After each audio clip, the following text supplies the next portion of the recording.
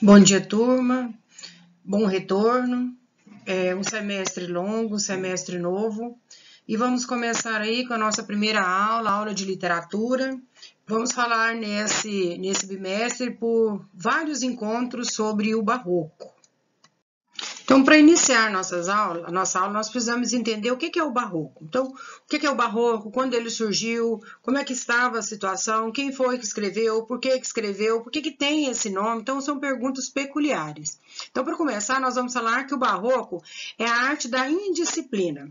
Primeiramente, tentar entender do que se trata o Barroco, pois esse período é chamado de movimento que influenciou tanto as obras literárias como as obras arquitetônicas e as artes plásticas. Então, o Barroco, etimologicamente falando, significa pérola imperfeita, joia falsa. É um movimento artístico que compreende múltiplas manifestações artísticas como a literatura, a pintura, a arquitetura e a música, e ela foi produzida entre o final do século XVI e início do século XVIII. O Barroco surgiu em meados do século XVI no Brasil e teve seu início no século XVII. Vale lembrar que, no Brasil, a literatura barroca termina junto com o declínio da sociedade açucareira baiana.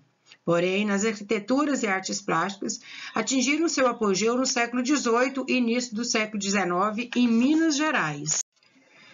O Barroco ele surge num período em que o ser humano vive um contexto em que a estética surge num período de expressões de contradições. O que significa isso? Vamos lembrar que nós estamos retornando, saindo do humanismo, o homem no centro da Terra e volta. Então, e Deus é delegado a um segundo plano e o homem é o primeiro plano. O Barroco ele vem agora na contrapartida. Por quê? Porque ele vai ser marcado pela Reforma Protestante e pela Contra-Reforma.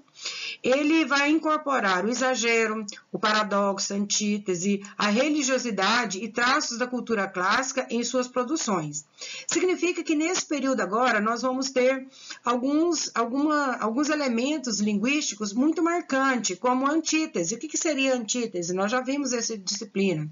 As ideias contrárias, o bem, o mal, a noite, o dia, e assim sucessivamente. Os traços de exagero, muito exagerado. E é por isso que é chamado de sinônimo de extravagância. No Brasil, destacam-se no meio literário dois escritores muito importantes, o Gregório de Matos e o padre Antônio Vieira, o qual nós vamos, numa próxima aula, falar detalhadamente sobre cada um dos dois. E o contexto histórico?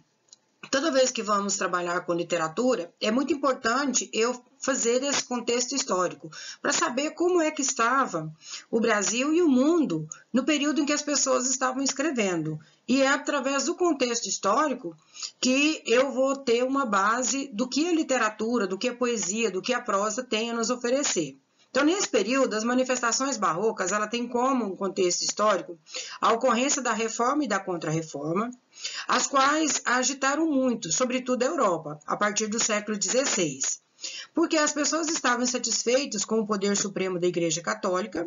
Então surgiu um estudioso chamado Martinho Lutero, que é um monge agostiniano, em 1517. Esse monge elaborou 95 teses questionando os dogmas da Igreja Católica. Então é muita coisa.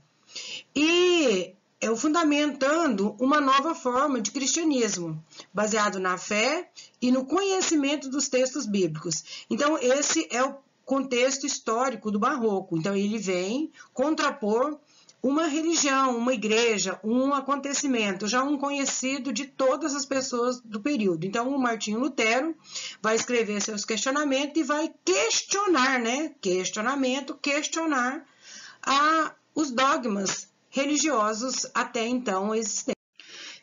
Então, quando é que surge o Barroco? Então, havia nesses teses de questionamento do Martinho Lutero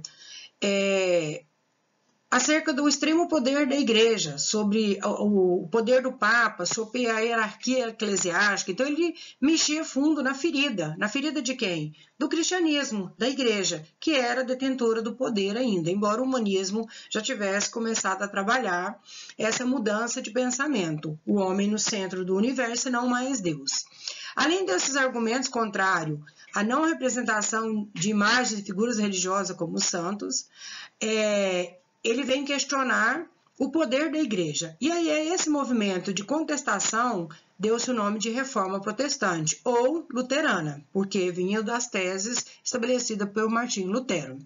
Como contraponto, a igreja não ia ficar parada, ela ia contrapor toda essa reforma. A igreja, a cúpula católica, inicia um novo movimento chamado de Contra-Reforma, em que ela estabelecia mudanças internas a fim de barrar o descontentamento com o catolicismo. As pessoas passavam a ver a igreja de uma forma diferente, porque elas foram levadas a isso, que é uma das grandes funções da literatura, fazer com que a população questione os acontecimentos locais, os acontecimentos de época. Por isso a importância de estudar um contexto histórico. E aí, a igreja criou medidas para expansão de sua doutrina. Então, o que ela criou? Ela cria a Companhia de Jesus, que ela é responsável pela catequização, principalmente dos indígenas. Não sei se vocês se lembram, em aula muito remota, eu falei para vocês que quando os portugueses chegaram aqui no Brasil, eles descobriram muitas riquezas. E uma das coisas que mais impressionou eles foi a falta de Deus no coração dos índios. E aí eles escreveram, os padres jesuítas que aqui chegavam, que era importantíssimo salvar a alma daquelas pessoas. E aí eles criaram a Companhia de Jesus e os padres vieram catequizar os povos indígenas para mostrar para eles Deus.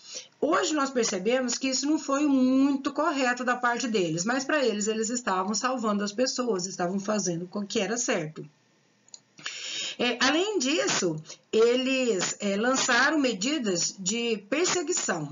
Então, em nome de Deus, eles montaram o Tribunal do Santo Ofício e a Inquisição. Então, ali, Deus guiava os ouvidos deles e eles, em nome de Deus, montaram esse Tribunal do Santo Ofício, dando a eles plenos poderes divinos, como forma de punição daqueles que desviassem do catolicismo. Então, se eu não acreditava e estava desviado do catolicismo, eu tinha uma punição, e aí o Santo Ofício, do Tribunal do Santo Ofício, que ia dizer como que seria a minha punição. Em alguns casos, era queimar na fogueira e ser preso, e muitos ser condenado a andar com uma letra pendurada e alguém batendo tambor atrás, e muitas coisas nesse sentido, Nesse contexto de embates religiosos, e ao mesmo tempo em que havia o florescimento das ideias humanistas, então que as pessoas acreditavam que Deus não era tão poderoso e que o homem também, embora a fé religiosa não fosse delegada a um segundo plano,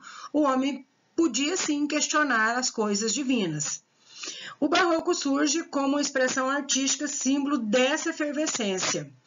Ora pendia para o extremismo religioso, que Deus é o centro do universo, que ele pode tudo, ora para o culto da razão, da cultura clássica, e que a ciência, ela sim poderia fazer um contraponto. Então, o barroco ele surge nesse período. Olha que interessante, eu falei para vocês dois nomes de dois escritores, o Gregório de Matos, que não era padre, e um padre, o Santo Agostinho não, o Padre Antônio Vieira, que ele vai falar sobre os sermões. Sermões para quem? Para a população. Nós vamos estudar mais adiante.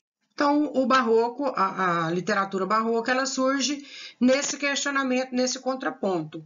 Os dogmas da igreja sendo discutido, aí vem a reforma e a contra-reforma, para que as pessoas vão tentar modificar esses pensamentos. E qual é o papel da literatura barroca nesse sentido? O papel da literatura barroca é de fazer essa crítica, é de levar as pessoas a tentar entender esse momento, esse movimento. E aí, Gregório de Matos, que nós vamos falar na próxima aula, vai ser uma pessoa extremamente importante para esse contexto.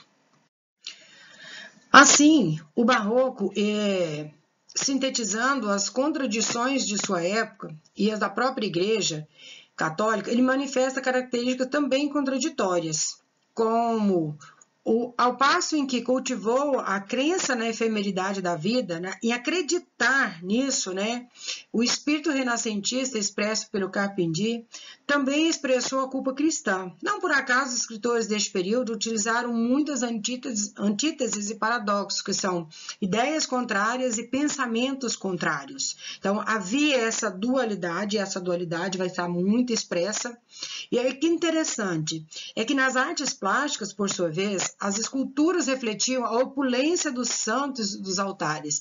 Se nós pegarmos as obras, né, a parte artística, a arte propriamente dita do período barroco, nós vamos perceber que é uma arte grandiosa, né, opulenta, né, então extremamente rica em detalhes. Então os altares, para enaltecer o poderio da igreja, em contraponto ao protestantismo, é muito grande. Então as igrejas, as obras de arte são belíssimas. Então é um período de muita opulência e opulência religiosa. Então há muita religião expressa nas obras de arte desse período.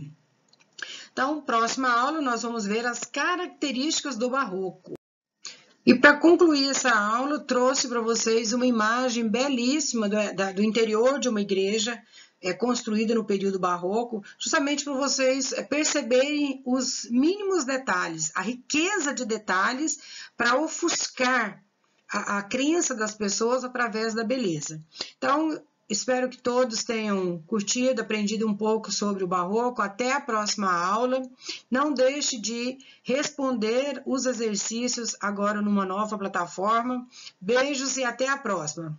Fiquem com Deus.